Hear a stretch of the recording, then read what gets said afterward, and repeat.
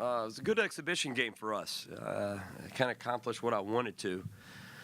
In the fact we had everybody got to play significant minutes, enough for me to see them and enough for them to get some experience under the lights. That's what we wanted.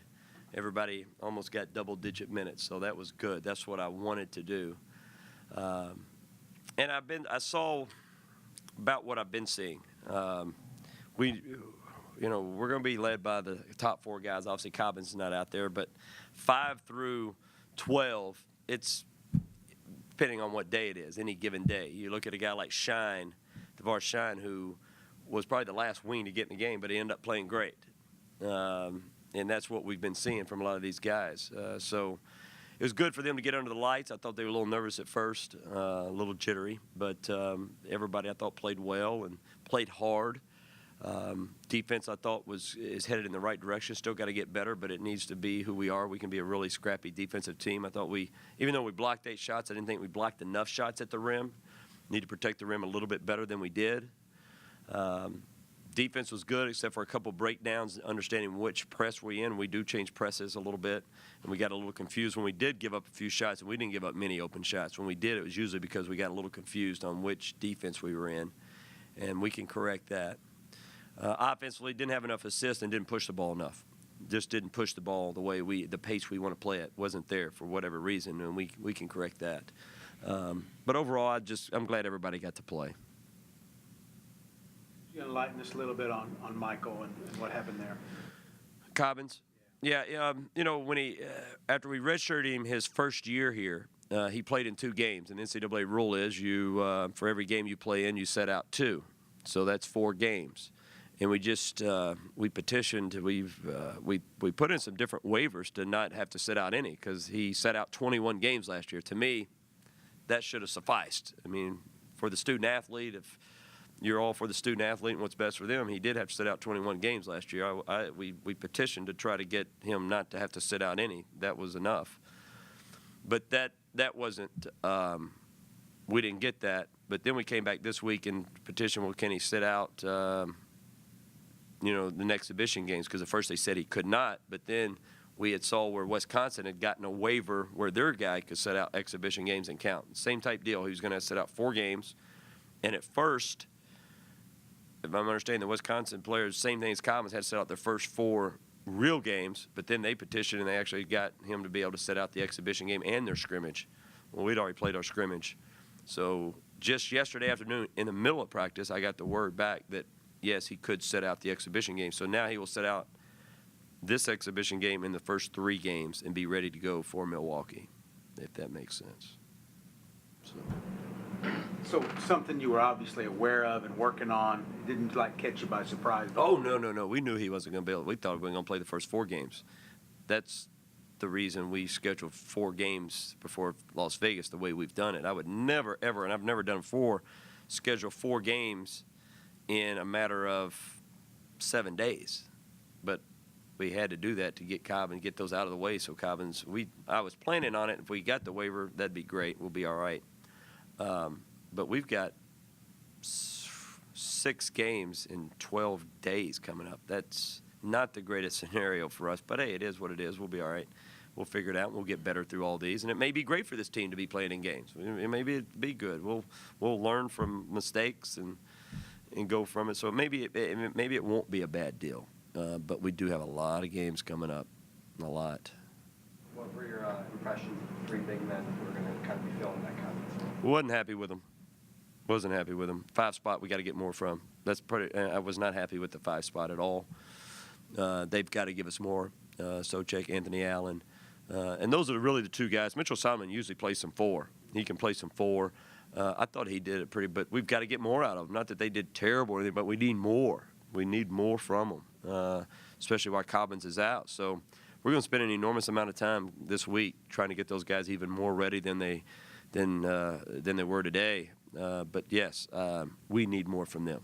There's no other way to say it.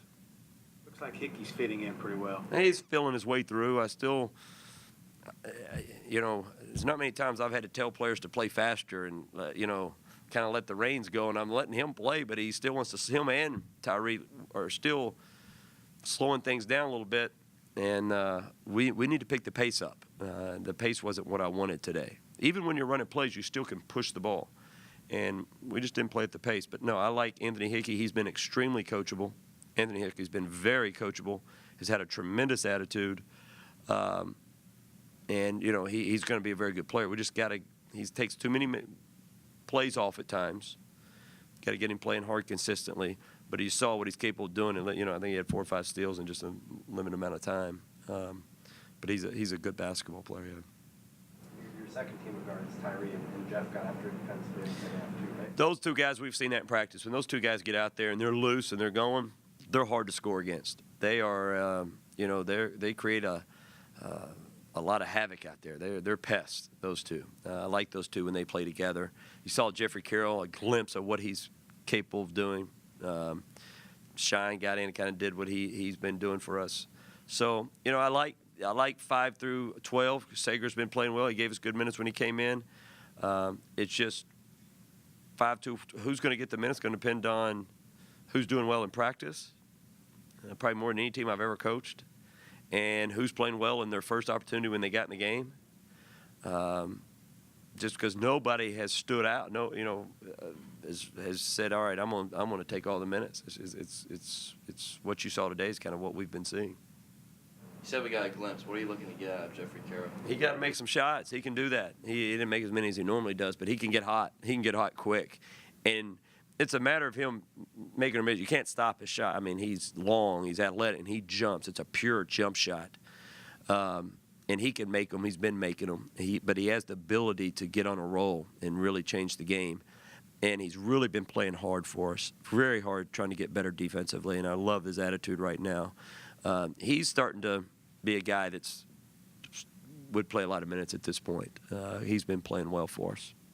Those 20 turnovers, do you have a benchmark for per game that you want to force with your defense?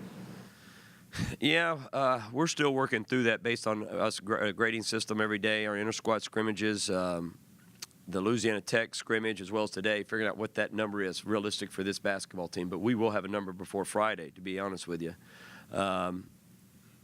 We have a number that we want to get 35-plus deflections a game. That's what that will help us a lot. That's a great indicator how hard we're playing defensively. Because if we're getting our deflections the way we want them, and we count deflections on any steal or you hit the ball or you block it, anytime you get your hand on the ball defensively, we count it. If that number's high, it's an indication we're being scrappy. We're getting after it. We're playing to our identity. We're playing to our strengths. So we'll have a goal for steals, but the more important goal is deflections for us at this point. A couple weeks ago when you had your media day, you talked about Jeffrey and the other things he had to do besides shooting. Are those things that you're seeing from him in practice? I'm seeing him working hard on those, really trying to pay attention to be a better defender, and he's playing harder on the defensive end than he's ever played, and that's what I liked coming out of the Louisiana Tech game. I saw something out of him that I hadn't seen. He played really well in the Louisiana Tech game because he played hard on the defensive end. Yes, like he did that, he went off, he made 2 or 3 quick threes, but he was really concentrating on playing on defense. He wasn't letting making shots decide whether he's playing good or bad, making or missing shots. So I love his attitude and the mentality he's playing with right now. I do like that a lot. I hope that continues because Jeffrey in the past had been a player that was thinking more rather than playing hard, and he based everything on making shots. If he didn't make shots, wasn't going to do much else. Got down on himself. And we're seeing him come out of that, and that just maturity and time and understanding and competition, and bring that out of you too. When you got this competition, and I tell them this before the game, I tell them in timeouts, if you're not going to play hard, I got plenty of guys over here that can play. We don't need, there's only going to be 3 or 4 guys that get high minutes. The rest of them are, we're going to move them in and out. How nice is it as a coach to sort of have that thing to where you can say, hey, and then they know it's true. It's one thing to say it. It's great. It's good to have depth, but depth, just because you have depth doesn't mean you're a good basketball team. You've got to develop that depth, and they've got to produce for you. They've got to, guys got to produce. And right now, we have some depth, but the depth is unproven. And they've got to if they stick with the mentality we've had, and you guys heard me talk, we are a scrappy group of guys. We are a aggressive group. If they'll keep that mentality, they'll figure out the rest. So I like that about this team. I've enjoyed coaching this team just for the fact every day they get after it. They make a lot of mistakes. We'll turn it over. We'll do some crazy stuff at times. But they usually have done a pretty good job of moving on to the next thing. And that's something we have to do. Move on to the next play, move on to the next game, because this is a learning process for this basketball team. Anything else? Why exactly does Cobbins not sit out these games until his senior year? That's just what we knew this coming up.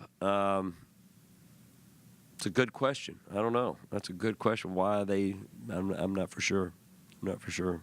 It's a good question. Somebody else. Oh, yeah. He's practiced. He went through shoot around today. So, yeah. So. Thank you.